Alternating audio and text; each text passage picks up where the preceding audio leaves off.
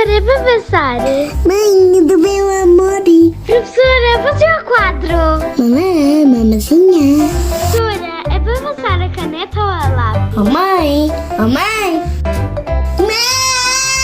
Mãe! Eu sou a professora Joana e venho falar-vos de escola, miúdos e cenas. Sejam muito bem-vindos à lição número 3, Montessori, Pedagogia Ativa e como trago tudo isso para a minha vida. Hoje vamos falar de como conheci Montessori. O que é este método, como é que eu o aplico, quais os benefícios, quais as limitações e etc. Montessori é uma metodologia de ensino da vertente da pedagogia ativa. E o que é a pedagogia ativa, perguntam vocês? São métodos de ensino onde o centro não é o professor que expõe a matéria, mas o aluno que a procura, guiado pelo professor. Nestas metodologias, os alunos desenvolvem projetos seguindo os seus próprios interesses, mas tendo sempre por base, e é importante que se diga isto, todo o currículo, que é obrigatório em todos os outros métodos de ensino. Os alunos não estudam só aquilo que querem ou que lhes apetece, mas também todas as matérias que todos os outros alunos estudam, só que de uma forma mais livre, às vezes até negociada, mais dinâmica e de acordo com o seu ritmo e com os seus interesses. Claro que estas metodologias são interessantíssimas, mas quando temos uma escola tradicional, com um horário definido, com turmas grandes, em salas pequenas, encontramos uma série de obstáculos pelo meio. E para saber aplicar estas metodologias, é de facto preciso uma grande formação e método, porque não podemos brincar às pedagogias ativas, com turmas, cujas crianças estamos a preparar, baseados só em conhecimento superficial. É importante a nossa preparação. Já tinha ouvido falar de outras metodologias de ensino, como o movimento da escola moderna, a escola da ponte, entre outras. Mas nunca tinha realmente pesquisado muito nem colocado em prática de forma muito consistente, nem na escola, nem na vida. Em 2020, quando estava em casa e que tivemos acesso a tanta formação online, que até aí nunca tinha acontecido, tive o primeiro contacto com cursos de formação Montessori. Inicialmente, fiz alguns cursos pequenos sobre áreas específicas, nomeadamente sobre as ciências, a matemática ou o ensino da língua, mas cursos pequenos apontamentos. E de facto fez-me sentir essa forma de ensinar. Já tinha ouvido falar de Montessori, porque quem tem crianças pequenas, e eu tenho, vê muitas vezes brinquedos Montessori, camas Montessori, tudo e mais alguma coisa Montessori. Mas de facto, depois de conhecer o método, percebi que muita dessa oferta nada tem de Montessori. É uma palavra que vende e é usada até à exaustão em produtos que nada têm a ver com a metodologia de ensino. No final de 2020, eu engravidei da minha filha mais nova, a Teresa, e tive que vir para casa com uma gravidez de risco.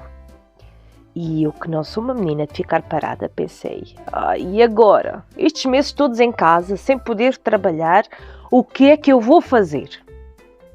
E se até aí tinha feito pequenos cursos sobre Montessori, mas muito curtinhos, eu pensei que era a altura de me dedicar ao estudo, a poder aprender mais e rentabilizar esse tempo que teria de estar mais parada.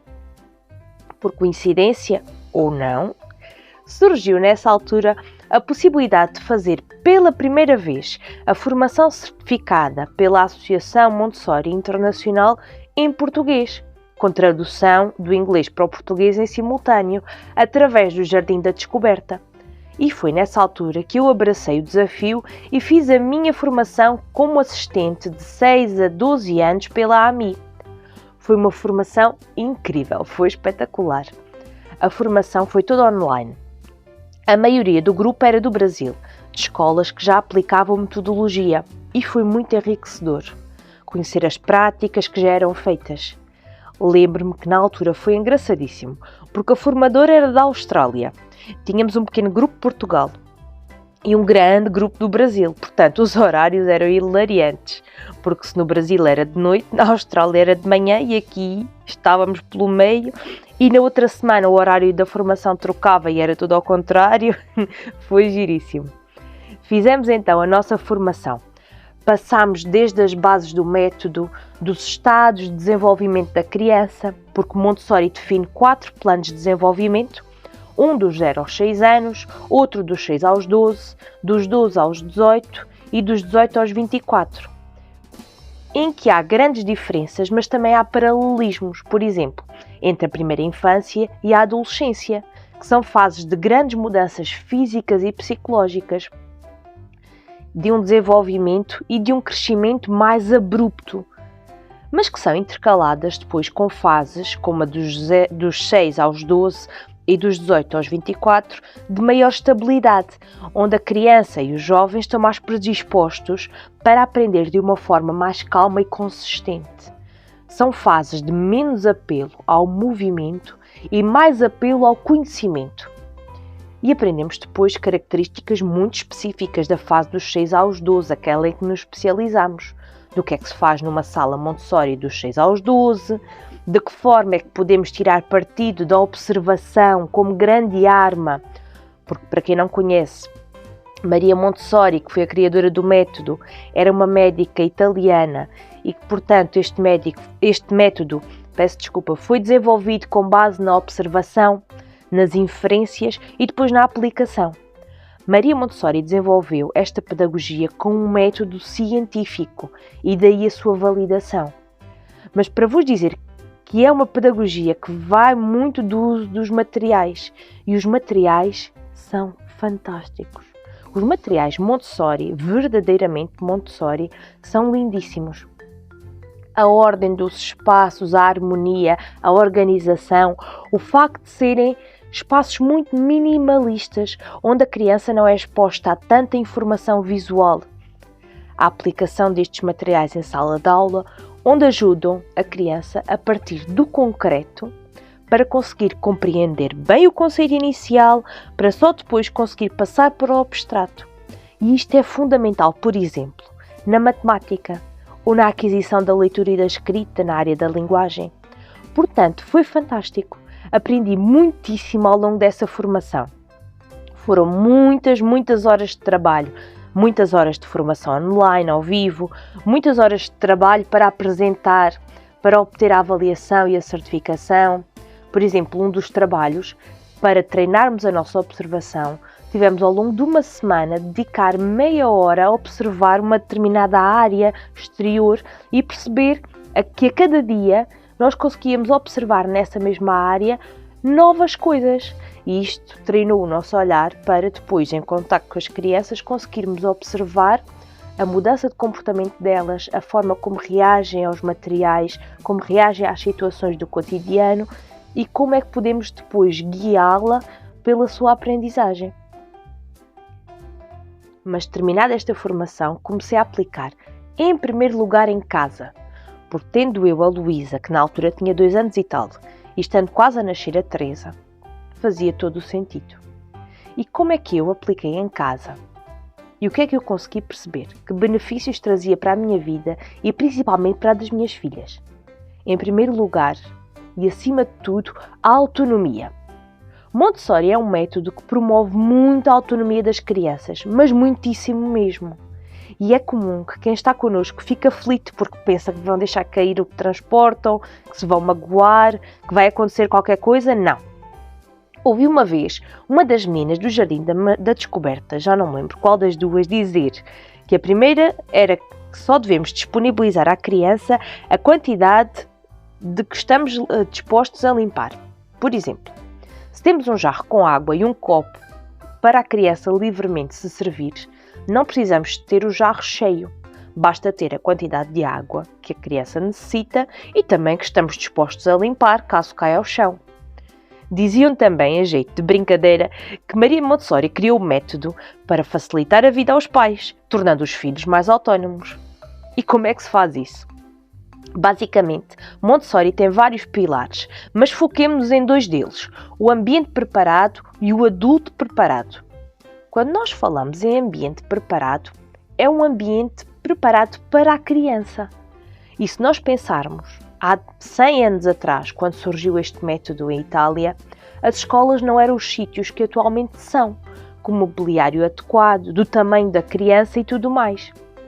Faz todo o sentido falar em ambiente preparado em Montessori.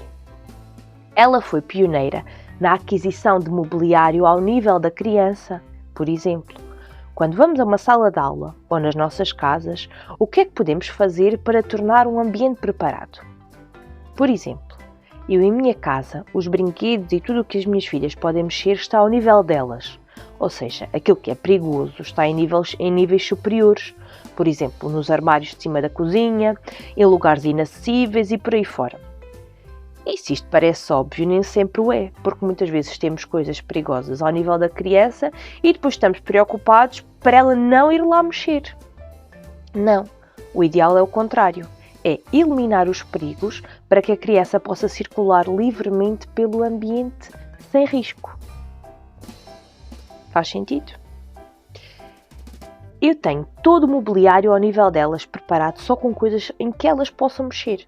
E, portanto, não havendo nenhum perigo, porque as coisas que são perigosas já foram retiradas do ambiente, elas podem mexer-se livremente. Claro que sabem sempre que, depois de usar, temos de voltar à ordem e, portanto, as coisas têm que ser novamente arrumadas. Outra situação. Cá em casa, ainda estamos na fase do 0 aos 6, que é o primeiro plano de desenvolvimento, onde elas são verdadeiras esponjinhas e onde vão adquirir a base de competências para toda a sua vida. Embora muitas delas ainda nesta fase subconscientemente. Dentro deste plano, há janelas de oportunidade de desenvolvimento em várias áreas. Neste momento, por exemplo, a Teresa, com 18 meses, está claramente numa fase de movimento, porque ela começou a andar, depois começou a conseguir subir coisas e, portanto, agora quer explorar o espaço. E como é que o seu corpo se consegue movimentar no espaço e por aí fora? Não faz sentido prendê-la todo o tempo. Daí termos que ter alturas do dia em que ela possa andar livremente pela casa e explorar-se. Ao espaço e a si própria, ao seu corpo, ao que é que ele consegue fazer, que é uma novidade para ela. Por outro lado, a Luísa já está numa fase em que está com um claro interesse pela leitura e pelas letras. Embora deva confessar que sem grande incentivo da nossa parte, porque não é de todo o meu objetivo que ela comece a ler já. Tenho um bocadinho de receio que este interesse depois dê origem a uma desmotivação quando for para o primeiro ciclo. Mas para já ela explora livremente sem que nós o incentivemos. Porque tem sido de facto uma explosão de interesse por essa área da linguagem. Outra área que é muito característica nesta fase e que depois infelizmente vai desaparecendo com o tempo e que eu noto claramente cá em casa é o interesse pelas atividades de vida prática. E o que é que são as atividades de vida prática? São atividades em que eles simplesmente imitam o adulto nas tarefas do dia-a-dia, nas limpezas, na cozinha. Por exemplo, se ela me vê cozinhar, ela também quer ir cozinhar e quer fazer o que eu estou a fazer. Se ela me vê arrumar a casa, também quer arrumar. E agora vocês começam a perceber aquela parte de ir desaparecendo com o tempo, verdade? É que deixem passar uns anos que isto vai regredir. Se ela me vê limpar alguma coisa, ela também vai querer limpar. Então, para lhes dar autonomia nessa parte, o que é que eu tenho? Na divisão da casa, onde tem as coisas da limpeza e onde elas não podem mexer, tem outra zona, com uma vassoura, uma esfregona, panos, tudo adequado ao tamanho dela. Tem um spray, onde em vez de detergente coloquei água com vinagre, para não ser tóxico, e a Luísa, quando quer limpar alguma coisa, vai buscar os seus materiais, limpa e volta a arrumar. Ou então, outra coisa, na cozinha, quando ela quer comer, tem ao seu alcance uma gaveta com os seus pratos, taças, talheres, copos e por aí fora. Tudo de plástico. E ela põe a mesa com as suas coisas. No final da refeição, tira e vai colocar no lava-louças para lavar. Temos também uma mesa na sala do tamanho adequado para ela, com uma cadeira onde pode fazer as suas atividades. Outro cantinho especial cá em casa, e neste aqui a mamã tem um dedinho especial e adora, é o nosso favorito, é a biblioteca, em que nós temos uma série de livros que, por uma questão prática e de limite de espaço, temos uma parte deles colocados em estantes ao nível dela, mas arrumados normalmente com as lombadas à vista. Mas depois temos 2 estantes feitas pelo meu marido, uma na sala, outra no quarto delas, daquelas em que os livros ficam com a capa à vista e onde vamos colocando as seleções do momento. Posso dizer-vos que neste momento ela na escola está a trabalhar as figuras geométricas e quis colocar ali o livro 4 cantinhos de nada, que tem precisamente círculos e quadrados. Tem o livro do ouriço na noite escura e fria, porque é o inverno e fala de hibernação. E depois tem aqueles que ela adora e que são os seus preferidos e que estão sempre na estante onde as capas estão em exposição, que é o Coquedo, a paixão da Luísa é o Coquedo, o Rei Pequenino, o Monstro das Cores. Houve uma altura em que tínhamos sempre a Lagartinha muito comilona, mas agora já passou mais essa fase. Temos alguns livros com as divisões da casa e com as rotinas, outro interativo com botões sobre as emoções, e depois temos, na área de trabalho dela, o calendário, que é uma novidade porque é onde ela vai tomando consciência dos dias, porque notámos um grande interesse dela pelos dias desde dezembro passado. Porque a Luísa tinha um calendário do advento, daqueles normais com os chocolates, em que vamos abrindo a janela do dia e ter o chocolate dentro. E a partir daí ela começou a perceber que cada dia corresponde a um número. E daí para cá pergunta-nos sempre qual é o número do dia. Vocês imaginem, quando chegámos ao dia 24 de dezembro, que se acabaram as janelas, e agora? No dia 25 ela perguntou que dia é hoje, 25, amanhã é o 26. E no 26 perguntou, e no 27, e por aí fora. E quando chegámos ao fim de dezembro voltámos a 1. E ela continuou com este interesse. Então nós pusemos o calendário ali na área de trabalho para que ela pudesse fazer esse controle por ela mesma autonomamente. E ela acha um piadão esta questão de tentar adivinhar os dias. E eu às vezes até na brincadeira digo o dia errado e ela depois ri-se e diz-me: não, mamãe, já não sabes, hoje é dia X e tu disseste que era dia Y e enganaste-te. E ela própria vai fazendo essa autocorreção. Temos também uma parede com um quadro preto com giz. Temos a régua para medir a altura, porque ela agora quer ser crescida e, portanto, dia sim, senhor, vai medir a altura. E temos os espelhos.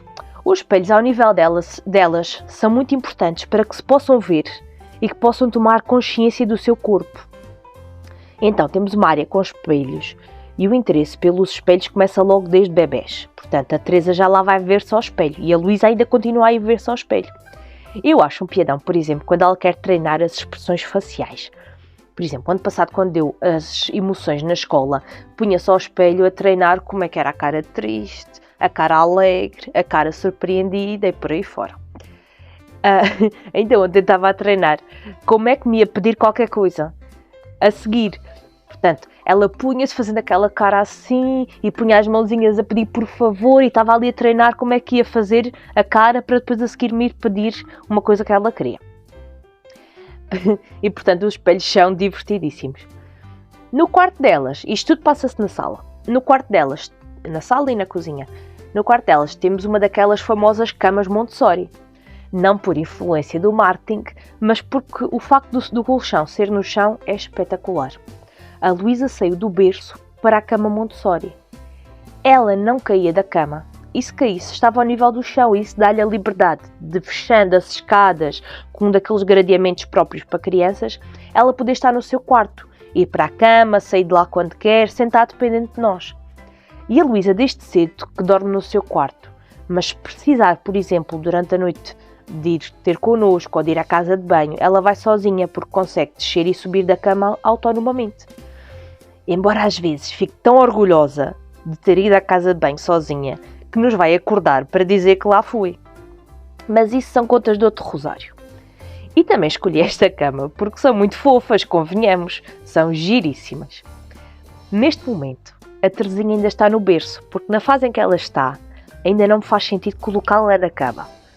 Porque ela agora quer explorar tudo, não para quieta, e ainda não tem maturidade para perceber que na hora de dormir não é para brincar, ao contrário da Luísa, que já sabe que depois da rotina do sono é para ir dormir. E qualquer dia falo-vos da rotina do sono. Na casa de banho temos daqueles banquinhos para elas subirem, para ficarem ao nível do espelho, para lavar os dentes, lavar a cara, destruir as minhas maquilhagens. Enfim, fazer o que for preciso. E não estar dependentes de nós. E por falar em casa de banho, há uns tempos atrás, numa das nossas casas de banho, nós tínhamos a toalha normal no toalheiro. Mas ela tinha que ter ali a dela, num determinado sítio, dobrada lá como ela queria.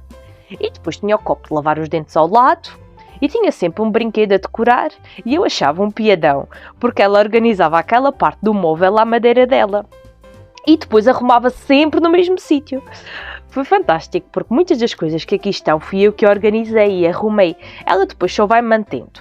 Mas ali não, ali foi ela que arrumou, já com um sentido de ordem muito específico, e foi muito giro o facto de cada coisa ter o seu lugar.